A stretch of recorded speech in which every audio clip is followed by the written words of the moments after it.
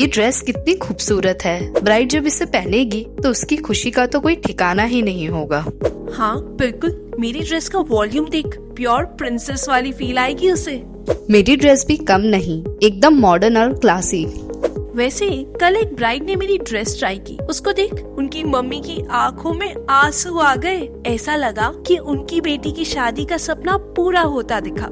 ये ड्रेस सिर्फ कपड़े नहीं है, ये सपने, उम्मीदें और प्यार है। हर नई ड्रेस एक नई कहानी लाती है।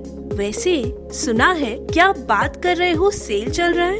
क्या बात कर रहे हो? हाँ, अप टू 50%। आज ही विजिट करें। यहाँ पर कलेक्शन ऐसा कि हर कोई बोले क्या बात कर रहे हो।